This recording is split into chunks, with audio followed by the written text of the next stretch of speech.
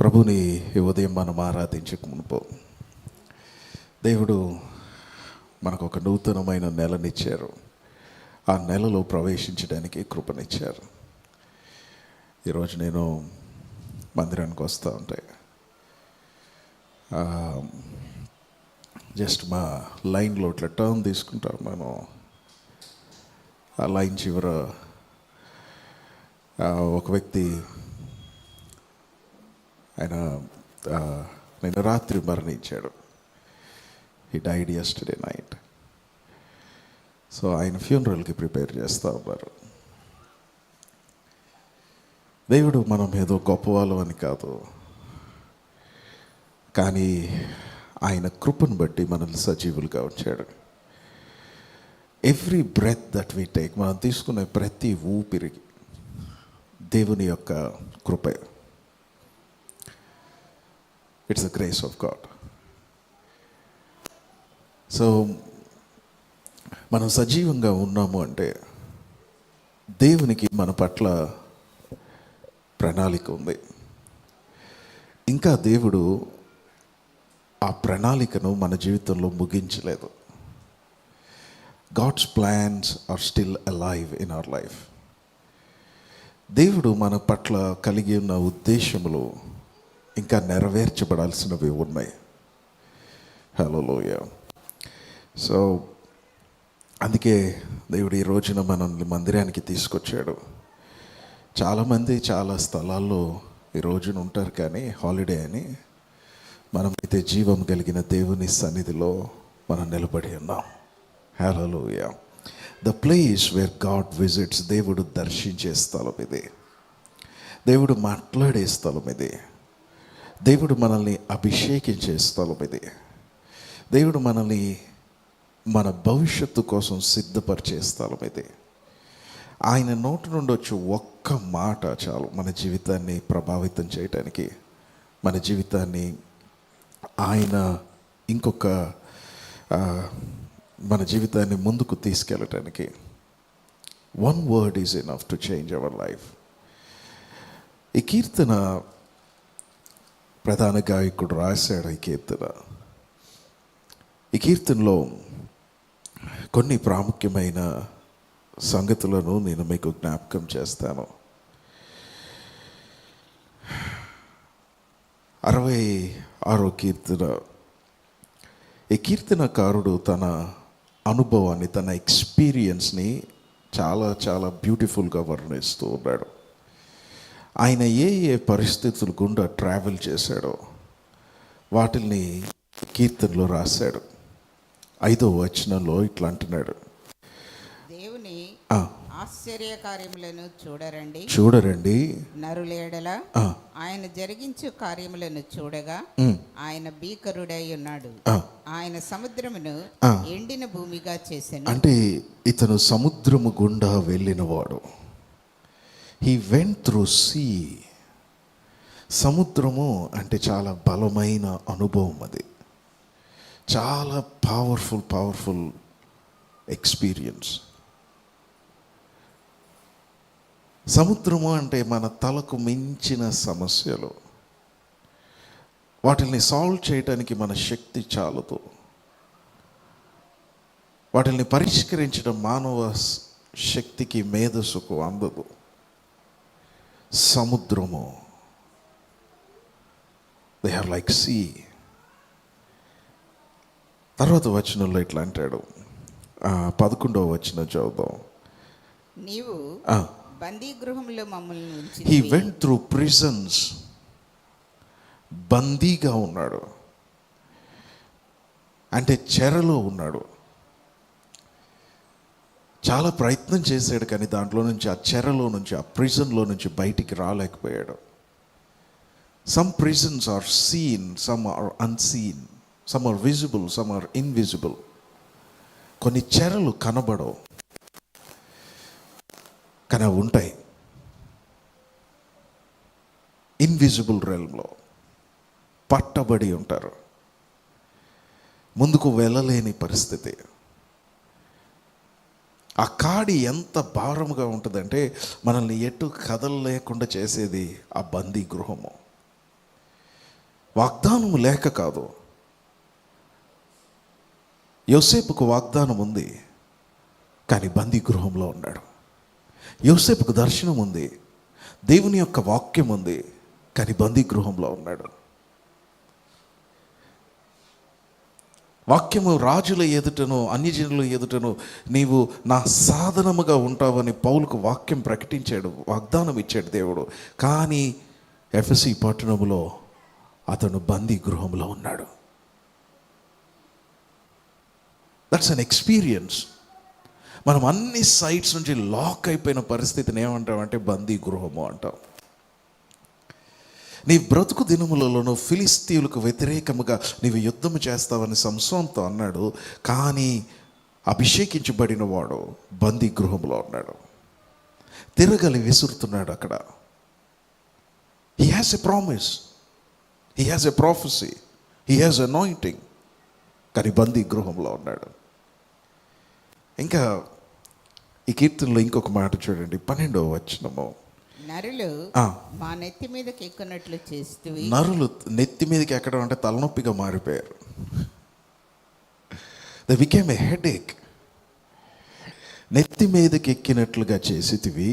మేము నిప్పులలోను, oh he went through fire, నీళ్ళలో పడితివి. నిప్పులు నీళ్ళ గుండా వెళ్తున్నాడు. యేసయ్య ఒక రోజున ఒక కొండ మీద రూపాంతరం చెందిన తర్వాత అక్కడి నుంచి దిగి కిందకు వస్తూ ఉండగా ఒక తండ్రి వచ్చి ఆయన పాదముల మీద పడిపోయి, ప్రభువా నీకు చేతనైతే నా కుమారుణ్ణి బాగు చేయి ప్రభా అంటాడు. ఏంటి సమస్య అని కుమారుడిది? వాడు తరచుగా నీళ్ళలోనూ అగ్నిలోను నిప్పుల్లోనూ పడిపోతున్నాడు. I have seen such people. నాకు ఒక ఫ్రెండ్ ఉండేవాడు, ఇప్పుడు సేవ చేస్తున్నాడు. తనకు ఒక సిస్టర్ ఉంది. ఆ సిస్టర్కి ఎవరో ఒక చేతబడి చేశారు. 5th 6th క్లాస్ వరకు బాగానే ఉండేది. ఆ తర్వాత సడన్గా ఒక రోజున డిఫరెంట్గా బిహేవ్ చేయడం స్టార్ట్ చేసింది. ఎంత వింతగా బిహేవ్ చేసేదంటే, ఇంట్లో గంగాళం ఉంటుంది కదా, గంగాళం అంటే ఆ రోజుల్లో నీళ్లు కాసుకునేవాళ్ళు. నీళ్లు స్టోర్ చేయడానికి పెద్ద పెద్ద ఇత్తడి కొన్ని ఉండేవి, లేదా తొట్టిలు ఉండేవి, సిమెంట్ తొట్టిలు. ఇప్పుడు అంటే మనకు తెలియదు కదా, కొన్ని ఉండేవి అట్లాంటివి. ఆ నీళ్ళు కనబడితే చాలు తల దాంట్లో పెట్టేసి మునిగిపోతూ ఉండేది. She used to jump in to that water. అంటే మొత్తం బాడీ పట్టేది కాదు, తల తనకి తెలియకుండానే she went in to that water, వెళ్ళిపోతూ ఉండేది. ఒకరోజు వీరెవరు ఇంట్లో లేని టైంలో ఆ గంగాళంలో కొంచెమే నీళ్ళు ఉన్నాయి, దాంట్లోకి తల పెట్టేసింది, కానీ కంప్లీట్గా మునిగిపోలా. అంటే తల మొత్తం మునగల. మరి ఎంతసేపు ప్రయత్నం చేసిందో తెలియదు. ఒక గంట తర్వాత ఇతను బ్యాంక్కి వెళ్ళి ఇంటికి వచ్చిన తర్వాత తలుపు తీసుకొని చూస్తూ ఉంటే దాంట్లో తల బలవంతంగా పెట్టి ఆమె ఇంకా సబ్మర్జ్ అయిపోవడానికి ప్రయత్నం చేస్తూ ఉంది. కుటుంబం ఎంత ఏడ్చిందో చెప్పలేము. It's a demonic attack. వాళ్ళు తరచుగా ఇక్కడ రాసింది చూడండి, మేము నీళ్ళలోనూ నిప్పులోనూ పడితిమి. ఆ పరిస్థితి గుండా వెళ్ళారు. They went through fire and water. అయితే ఆ తండ్రి వచ్చి అడుగుతున్నాడు, ప్రభా నీకు చేతనైతే నా కుమారుణ్ణి స్వస్థపరచు ప్రభా. యేసయ్య ఆ కుమారుణ్ణి స్వస్థపరిచాడు. యేసయ్య మాత్రమే స్వస్థపరచగలడు. Only Jesus. హల్లెలూయా. యేసయ్య ఆ కుమారుని మరలా స్వస్థపరిచి తన తండ్రికి అప్పగించాడు. సో వీళ్ళు సముద్రము గుండా వెళ్తున్నారు, బందీ గృహము గుండా వెళ్తున్నారు. ఈ కీర్తన రాసిన వాడు నిప్పులు గుండా ప్రయాణం చేస్తున్నాడు. నిప్పులు అంటే చాలా భయంకరమైన పరిస్థితి. అది మనం ఎక్స్ప్లెయిన్ చేయలేం. మీరు ఎక్స్పీరియన్స్ చేయొచ్చు, మీరు కూడా వెళ్ళుంటారు ఆ ప్రెషర్ గుండా. వాటి మధ్యలో కీర్తనకారుడికి కీర్తన వచ్చింది. ఆయన అంటున్నాడు, దేవుడు ఈ పరిస్థితులు అన్నిటి గుండా తీసుకెళ్ళినా, ఈ వచనం ముగిద్దాం. 12వ వచనం చదవండి. అయినను, అందరు చెప్పండి. అయినను, even though you have been through some powerful waters, సముద్రము గుండా వెళ్ళిన, బందీ గృహము గుండా వెళ్ళిన, నిప్పుల గుండా వెళ్ళిన, అది నీ ముగింపు కాదు. నువ్వు అక్కడే మరణించవు, అక్కడే ఆగిపోవు. అయినను అనేది ఒకటి ఉంది నీ జీవితంలో. ఈరోజు నేను మధ్యాహ్నం మెసేజ్లో చెప్తాను. అయినను, వీటన్నీ నా జీవితంలో ఇప్పుడు దాకా, ఆగస్టు దాకా సంభవించినను, అయినను. ఆయన అంటున్నాడు, కీర్తనకారుడు ఏమంటున్నాడు చూడండి. అయినను నీవు సమృద్ధి గల చోటుకి మమ్ము రప్పించి ఉన్నావు. హల్లెలూయా. ఓ, ఆ నిప్పులు సమృద్ధి గల చోటు కాదు,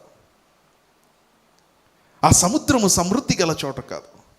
దేవుడు మీ జీవితంలో ఇంకా ఆ సమృద్ధి గల చోటుకి తీసుకురాలేదు, కానీ మిమ్మల్ని సజీవంగా ఉంచాడు. ఎందుకు? మీరు ఆ చోటికి ఆయన రప్పించటానికి. హల్లెలూయా. అందును బట్టి ఆయన స్తుతించాలి ఈ ఉదయం. Oh, in spite of all the negative things that are happening, all the adverse things that are happening, నీ జీవితంలో ప్రతికూలమని అయిన పరిస్థితులు అన్నీ నీ జీవితంలో జరుగుతున్నప్పటికీ, ఆయనను అనేది ఒకటి ఉంది నీకు. ఆయన రక్తము చేత కొనబడిన మనకి ఆయనను అనేది ఒకటి ఉంది. అదేంటో తెలుసా? ఇవన్నీ జరిగిన, అందుకే పౌలు అంటాడు, క్రీస్తు మన పక్షంలో ఉండగా మనకు విరోధి ఎవడు? కరువు అయినను, ఖడ్గమైనను, వస్త్రహీనత అయినను. చదువుదాం ఒకసారి ఆ మాట.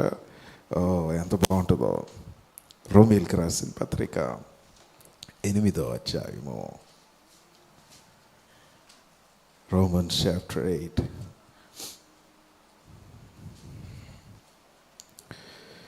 Hallelujah. 33వ వచనము.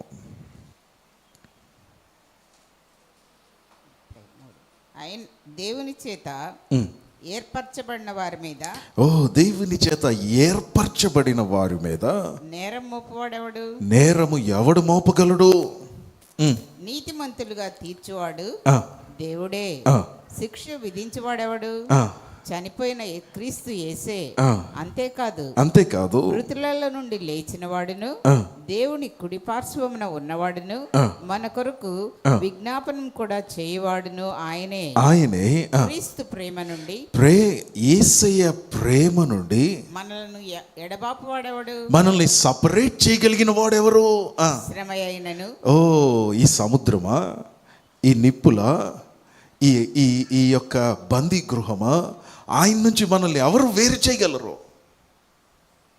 Who can separate? ఆయన ఉద్దేశముల నుంచి, ఆయన మన పట్ల కలిగి ఉన్న ప్లాన్స్ నుంచి ఎవరు సపరేట్ చేయగలరు మనల్ని? ఎవరు చేయలేరు. హల్లెలూయా. కొన్ని లిస్ట్ రాశాడు అక్కడ. శ్రమ సపరేట్ చేయగలదా? చేయలేదు. శ్రమ అయినను, బాధ అయినను, హింస అయినను, కరువైనను, వస్త్రహీనత అయినను, ఉపద్రవమైనను, ఖడ్గమైనను మనల్ని ఎడబాపున ఇందును గూర్చి వ్రాయబడినదేమనగా, నిన్ను బట్టి. 37వ వచనం చదువు. 37. అయినను మనల్ని ప్రేమించిన వాని ద్వారా మనము వీటన్నిటిలో పైన రాసిన లిస్ట్ అన్నిటిలో, శ్రమలో, ఖడ్గములో, ఉపద్రవములో, హింసలో, వస్త్రహీనతలో, కరువులో, డబ్బులు లేని స్థితిలో, డబ్బులు ఉన్న స్థితిలో, వీటన్నిటిలో అత్యధిక విజయము పొందుచున్నాము. మరణమైనను, జీవమైనను, దేవదూతలైనను, ఉన్నవి అయినను రాబోవునవి ఇంకా ఫ్యూచర్లో ఏమన్నా రాబోతున్నాయేమో, రాబోతున్నవైనను అధికారులైనను ఎత్తైనను సృష్టింపబడిన మరి ఏదైనా, అసలు సృష్టించబడినది సృష్టిలో ఏదైనను మన ప్రభు అయిన క్రీస్తు యేసునందలి దేవుని ప్రేమ నుండి మనలను ఎడబాప నేరవని. దేవుడు ఎంత గొప్పవాడు, మన పట్ల ఎంత ప్లాన్ కలిగి ఉన్నాడు చూడండి. Nothing can separate us, nothing. ఆయన మనల్ని సమృద్ధి గల స్థలంలోనికి తీసుకొచ్చాడు కాక, సమృద్ధి గల స్థలము అయినను ఆయన మమ్మల్ని సమృద్ధి గల స్థలములోనికి తీసుకొచ్చాను. May you enter in to that face, ఆ రెల్మ్లోకి, ఆ పరిధిలోనికి ఈ నెల దేవుడు నిన్ను ప్రవేశపెట్టును కాక. హల్లెలూయా, హల్లెలూయా. మళ్ళీ 66 కీర్తన 66 వర్స్ 12, 12వ వచనము. అందరం కలిసి ఆ చివరి వరుస చదువుతాం. అయినను, అందరు చదువుదామా? Ready, 1 2 read. అయినను నీవు సమృద్ధి గల చోటుకి మమ్మను రప్పించి ఉన్నావు. మళ్ళీ ఇంకోసారి చదువుదామా? అయినను మమ్మ రప్పించి ఉన్నావు. నీ సమృద్ధి గల చోటు ఒకటి ఉంది, ద ప్లేస్ ఆఫ్ అబండెన్స్. ఆయన గొర్రెలు కాపరి, గొర్రెలను ఎట్లా నడిపిస్తున్నాడు? పచ్చిక గల స్థలంలో. ఆయన వాటిని తీసుకెళ్ళటం కాదు, అక్కడే పడుకోబెట్టాడంట. ఎక్కడ? పచ్చిక గల స్థలంలో. నీ ఇష్టం బిడ్డ, నువ్వు ఎంతైనా తిను. పచ్చిక గల స్థలంలో ఆయన పరుండబెట్టాను. The place of abundance. ఎటు చూసిన పచ్చిక, సమృద్ధి గల చోటుకి. నాకు ఈ కీర్తనలో ఇంకొక పవర్ఫుల్ మాట, నా హృదయాన్ని తాకిన మాట 12వ వచనం ఒకటైతే 20వ వచనం చదువుదాం. దేవుడు నా ప్రార్థనను త్రోసివేయలేదు. ఓ, వీటన్నిటి మధ్యలో, ఆ ప్రతికూలమైన పరిస్థితులన్నిటి మధ్యలో కీర్తనకారుడు ముగించేటప్పుడు ఒక మాట రాస్తున్నాడు. దేవుడు నా ప్రార్థనను చెప్పాలి ఏం చేయలేదు. ఓ, నీ అప్లికేషన్ ఇంకా ఉంది ఆయన టేబుల్ మీద, పడేలా, చింపేలా, డస్ట్బిన్లో వేసేలా. It is still on his table. ఆయన నా ప్రార్థన త్రోసివేయలేదు. He did not reject my prayer. త్రోసివేయలేదు. నాకు ఈ మాట చాలా నా హృదయాన్ని ఇంపాక్ట్ చేసిన మాట. ఆయన త్రోసివేయలేదు. ఆయన త్రోసివేయలేదు. ఆయన నా ప్రార్థన త్రోసివేయలేదు. చదువు, మళ్ళీ చదువు వచనం. దేవుడు నా ప్రార్థనను త్రోసివేయలేదు, నా ప్రార్థనను త్రోసివేయలేదు, నా యొద్ద నుండి తన కృపను తొలగింపలేదు. హల్లెలూయా. అందుకే ఉదయం మనం ఆయన ఆరాధించడానికి ఈ స్థలంకి వచ్చాం. ఆయన ప్రార్థన త్రోసివేయలేదు, ఆయన కృపను మన ఎదురు నుంచి తొలగించలేదు. అందుకే సజీవంగా ఉన్నాం. హల్లెలూయా. ఆయన ప్రార్థన త్రోసివేయలేదు. ఆయన మన ప్రార్థనని త్రోసివేసేవాడు, త్రోసివేయడు ఆయన. అది మాత్రమే కాదు, ఆయన నిన్ను కూడా త్రోసివేయడు. నాట్ నీ ప్రార్థన మాత్రమే కాదు, ఆయన నిన్ను కూడా త్రోసివేయడు. యోహాను సువార్త 6వ అధ్యాయం చూడండి. John chapter 6 38. ఆయన త్రోసివేయడు. ఓ, నా హృదయం ఆనందంతో నిండిపోయింది ఈ మాట చదివినప్పుడు. ఆయన త్రోసివేయడు.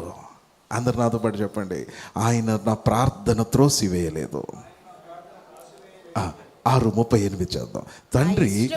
తండ్రి నాకు అనుగ్రహించిన వారందరూ. 6:38 యోహాను. నా ఇష్టమును నెరవేర్చుకొనుటకు నేను రాలేదు. పై వచనమా? చదువు. తండ్రి నాకు అనుగ్రహించిన వారందరూ నా యొద్దకు వస్తారు. నా యొద్దకు వచ్చువానిని నేనెంత ఎంత మాత్రమును బయటికి త్రోసివేయను. నేను త్రోసివేయను. ఆయన మనల్ని త్రోసివేయడు. ఆయన త్రోసివేయడు. ఆయన మన ప్రార్థనలు త్రోసివేయడు. ఈరోజు ఆయన సన్నిధికి తండ్రి మనల్ని తీసుకొని వస్తేనే వచ్చాం. నా యొద్దకు వచ్చు వారిని నేనేమాత్రమును బయటికి త్రోసివేయను. కయ్యను ఏమంటాడో తెలుసా? ప్రభా, నా దోష శిక్ష భరించలేనిది. ఎందుకు? ఆయన దేవుని సన్నిధిలో నుంచి త్రోసివేయబడ్డాడు. కానీ మనము దేవుని నుంచి త్రోసివేయబడము. హల్లెలూయా, హల్లెలూయా. నీవు త్రోసివేయబడలేదు, నీ ప్రార్థన త్రోసివేయబడలేదు. నేను మూడవది చెప్పి ముగిచ్చేస్తాను. మన ప్రభుని ఆరాధన చేద్దాం. హల్లెలూయా. 51వ కీర్తన 51.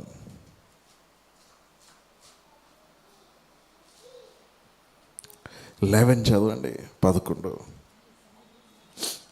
నీ సన్నిధిలో నుండి నన్ను త్రోసివేయకము. ఓ, ఆయన సన్నిధిని మనకి దూరం చేయాల, సన్నిధిని త్రోసివేయాల. హల్లెలూయా. మోషేకు ఉన్నది ఒకటే ఒక డిజైర్. నీకేం కావాలి మోషే? ప్రభా, నీ సన్నిధి చాలు ప్రభా. I want your presence. దావీదుతో అంటున్నాడు, నా సన్నిధిలో నుంచి నిన్ను త్రోసివేయను. నీ ప్రార్థన నేను త్రోసివేయను. ఎందుకు త్రోసివేయడు? ఎందుకు త్రోసేయడు? ఒకరోజు దైవజనుడైన శామ్యూల్ యెషై ఇంటికి వెళ్ళాడు. దేవుడు అతనితో మాట్లాడాడు. Go to the house of Jesse. నీ కొమ్మును నింపుకొని, తైలముతో నింపుకొని యెషై ఇంటికి వెళ్ళు అన్నాడు. నేను చూపించే వాడిని నేను రాజుగా అభిషేకించాలి అన్నాడు. యెషై ఇంటికి పరుగున వెళ్ళాడు. వెళ్ళి యెషైని పిలిపించాడు. నీ కుమారులు ఎక్కడ? ఒకరినొకరు లైన్లో నుంచోబెట్టు అన్నాడు. మొదటి కుమారుడు ముందు నిలబడ్డాడు. నిలబడితే ఆ కుమారుని చూసి శామ్యూల్కి ఎక్కడ లేని ఆనందం వచ్చింది. తైలపు కొమ్మును తీసుకొని పరిగెత్తుకుంటూ వెళ్తున్నాడు అతన్ని అభిషేకించాలని. అతని మీద తైలం పోసి అతను రాజుగా చేసేద్దామని వెళ్ళాడు. దగ్గరికి వెళ్ళేటప్పటికి దేవుడు మాట్లాడుతున్నాడు. ఏమని అంటున్నాడో తెలుసా? చదువుదాం మాట. సమూయేలు మొదటి గ్రంథం 16వ అధ్యాయము 7వ వచనం చదవండి. అయితే యెహోవా సమూయేలుతో ఇలాగ సెలవిచ్చాడు. యెహోవా శామ్యూల్తో ఇట్లాగా సెలవిచ్చాను. అతని రూపమును అతని ఎత్తును లక్ష్య పెట్టకము. ఎలియాబు రూపమును, ఎలియాబు యొక్క ఎత్తును లక్ష్య పెట్టకము. మనుషులు లక్ష్య పెట్టు వాటిని యెహోవా లక్ష్య పెట్టాడు. యెహోవా లక్ష్య పెట్టాడు. నేను అతన్ని త్రోసివేసి ఉన్నాను. ఏం చేశాడు? నేను అతన్ని త్రోసేసాను. I have rejected him. నాకు ఒకటి అర్థం కాలేదు. ఇతను కాదు అని అంటే అయిపోయేది కదా. యెషై పెద్ద కుమారుని అంత అవమానించాలా? అందరి ముందు నిలబెట్టి ఈ మాటలు యెషై పెద్ద కుమారుడు ఎలియాబుకి చెప్తా ఉంటే ఎంత అవమానం ఉండి ఉంటుంది ఒకసారి ఆలోచన చేయండి. మీ ఇంట్లో ఒక 10 మంది పిల్లలు ఉన్నారు అనుకుందాం. పిల్లలందరిలో ఒక్కడిని నించోబెట్టి ఈ మాటలన్నీ చెప్తా ఉంటే వాడు ఎంత కృంగిపోతాడు. ఇంట్లో ఇద్దరున్నా సరే ఆ తప్పిపోయిన కుమారుడు వస్తే పెద్దోడు ఎంత ఫీల్ అయ్యాడు? వాడికి సన్మానం చేస్తూ ఉంటే ఇద్దరుంటే, ఒకడిని మెచ్చుకుంటే ఇంకోటికి ప్రాబ్లం, ఒకడిని తక్కువ చేస్తే వాడికి ప్రాబ్లం. చూడండి, ఆ పెద్దోడిని నిలబెట్టి ఇట్లాంటి మాటలన్నీ మాట్లాడుతూ ఉంటే ఆ రోజున ఎలియాబు యొక్క ఫీలింగ్ ఎట్లా ఉంటుంది? ఎలియాబు ఎంతో కృంగిపోయి ఉంటాడు. అయ్యో, ఈ దైవజనుడు ఒక్క మాట నేను కాదు అని చెప్తే బాగుండేది కదా. ఆ మాటలు చూసారా ఎట్లున్నాయో? అతని రూపమును, అతని ఎత్తును నేను లక్ష్య పెట్టట్లేదు. అతని కలర్ను నేను లక్ష్య పెట్టట్లేదు. నేను అతన్ని త్రోసివేశాడు. నాకు మాట చదువుతా అంటే దేవుడు, నేను నిజంగా నా కళ్ళల్లో నీళ్ళు వచ్చేస్తా ఉన్నాయి. నేను ఆ పై రూపమును చూడట్లేదు, అతని రూపమును నేను చూడట్లేదు. I'm not looking at his face. దేవుడు పై రూపం చూసేవాడు కాదు, కరెక్టే. ఆయన హృదయమును చూసేవాడు, కరెక్టే. అంతరంగమును చూసేవాడు, కరెక్టే. కానీ అదే దావీదు వచ్చేటప్పుడు ఏం చేశాడో తెలుసా? శామ్యూల్ దావీదు వచ్చినప్పుడు పరిశుద్ధాత్మ దేవుడు ఏం రాయించాడో తెలుసా? అతడు, చదువుదాం అన్నమాట,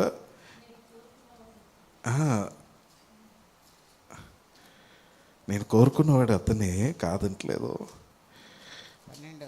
12 చదవండి. అతడు వాని పిలువనంపించి లోపలికి తోడుకొని వచ్చాను. అతడు ఎర్రని వాడును చక్కని నేత్రములు కలవాడును చూచుటకు సుందరమైన. మరి పై రూపంను చూడని వాడు ఎందుకు రాస్తున్నాడు? ఇతడు ఫెయిర్గా ఉన్నాడు, చక్కని వాడు, కళ్ళు భలే ఉన్నాయి, బ్లూ ఐస్. ఈ రోజుల్లో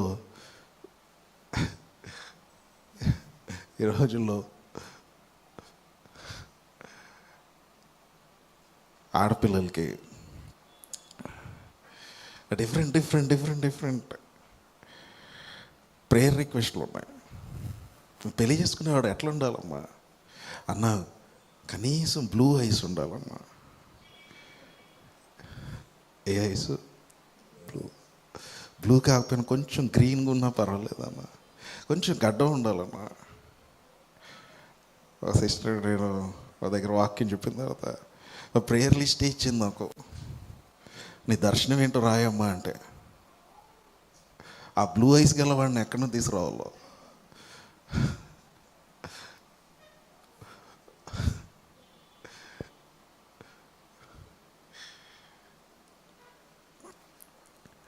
చూసారా? పై రూపం లక్ష్య పెట్టని వాడు ఇవన్నీ ఎందుకు రాశాడు? దేవుడు తన మాటను డిఫరెంట్గా చూస్తున్నాడా ఏంటి? కాదు కదా. దాని అర్థం ఏంటో తెలుసా? ఎలియాబును ఆయన త్రోసివేశాడు.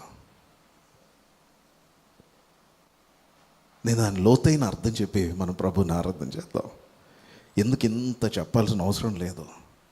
కానీ మన ఆరాధన పగిలిన హృదయంలోంచి వస్తే దేవునికి ఇష్టమైన ఆరాధనగా మారిపోద్ది. నా హృదయం ఇక్కడ పగిలిపోయింది.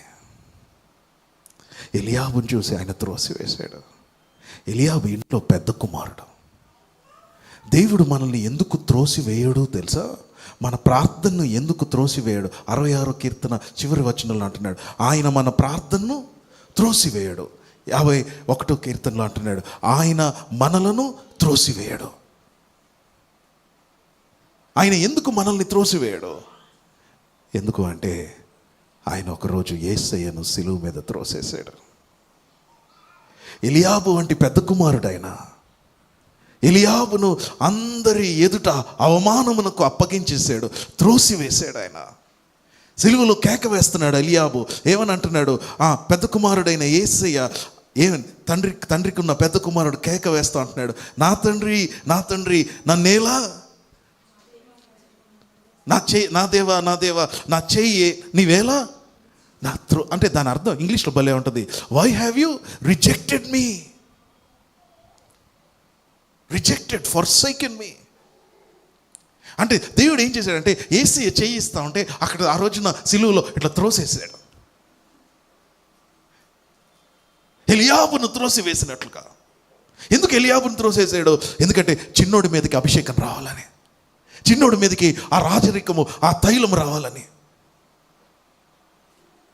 పాత పాటలు మీకు గుర్తులేవు, కానీ పాత పాట ఒకటి ఉండేది, యెహోవా మన తండ్రి కాడ యేసుడు మన అన్న.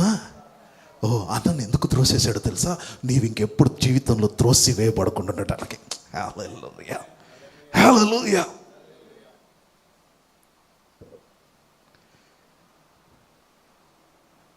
అందుకే 66వ కీర్తన చివరి వచనం ఏమని అంటున్నాడు చదువుదాం.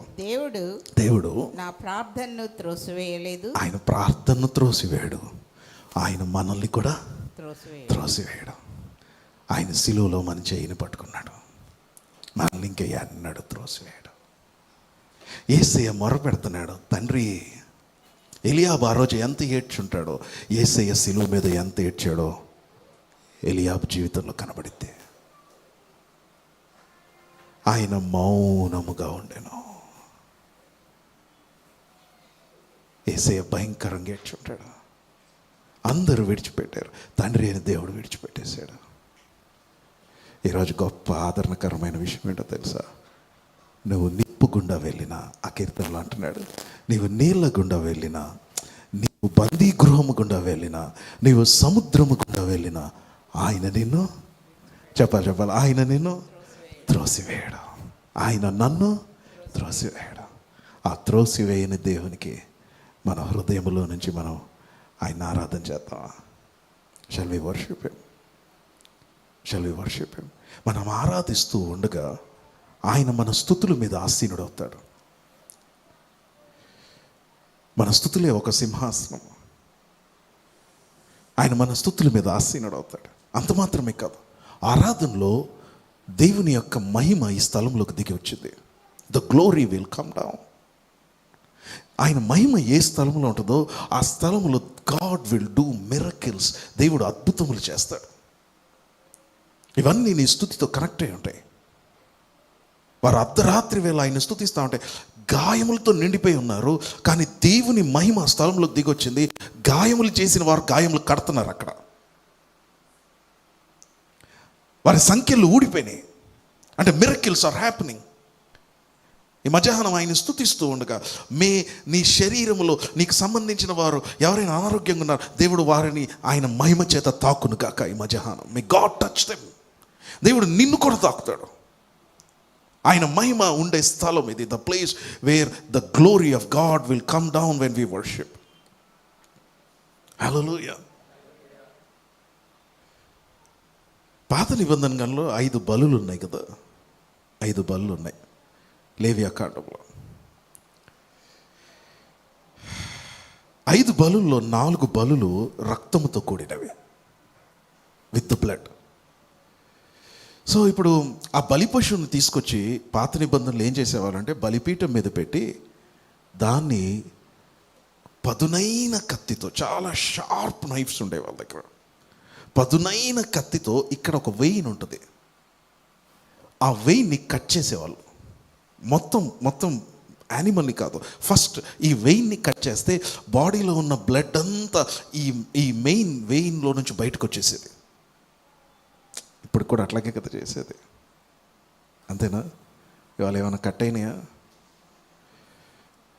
ఏం కాలేదా? ఇంటికి వెళ్ళిన తర్వాత చేయాలా? ఇవాళ ఏం కట్ అయినాయి? పెద్దదా చిన్నదా?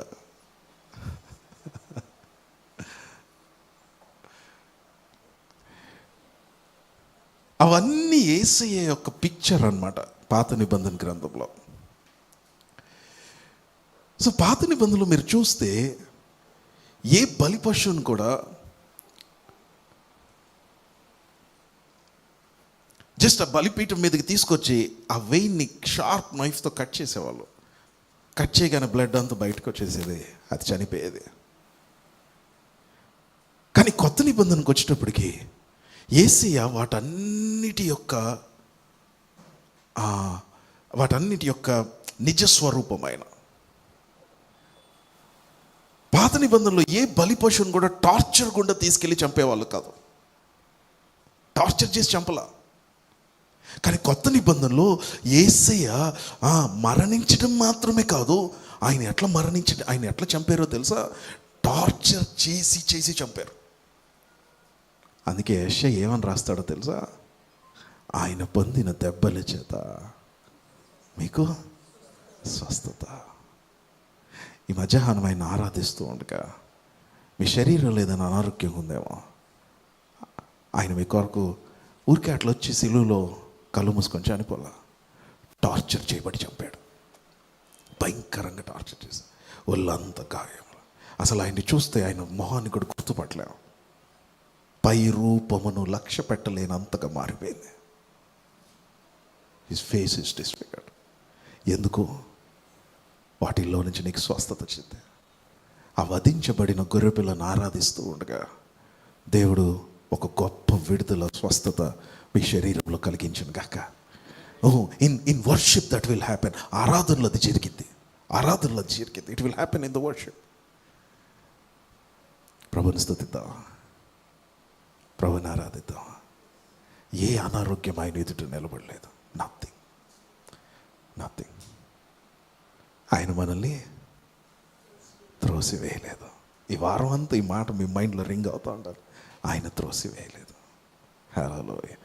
తల్లంచండి, సిలువ తట్టుకు చూద్దాం. Look at the cross.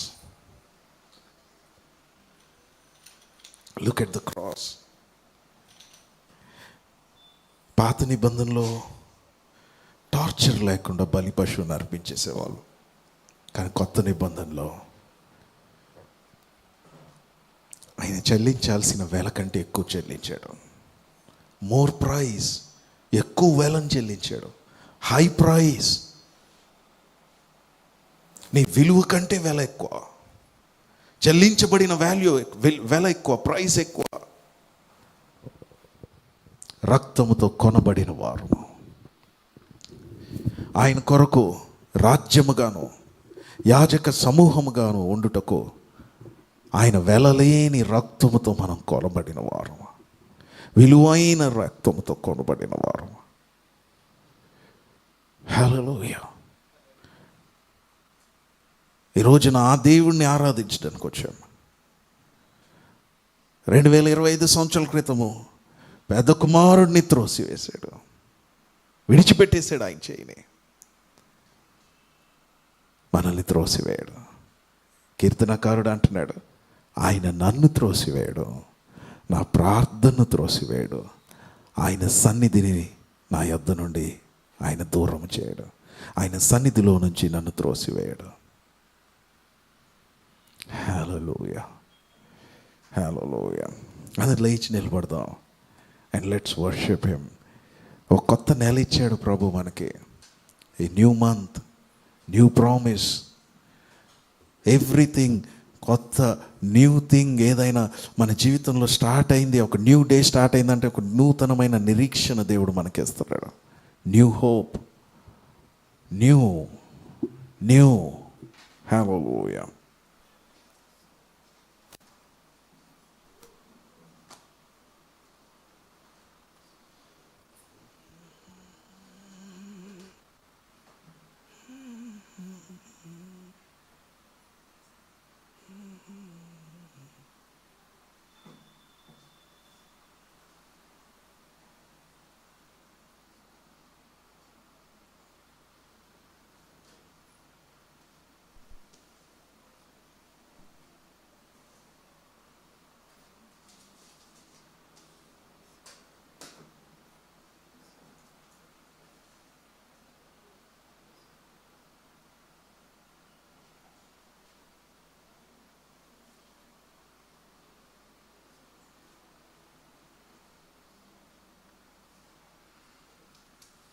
అందరం కలిసి ప్రభువుని ఆరాధన చేద్దాం.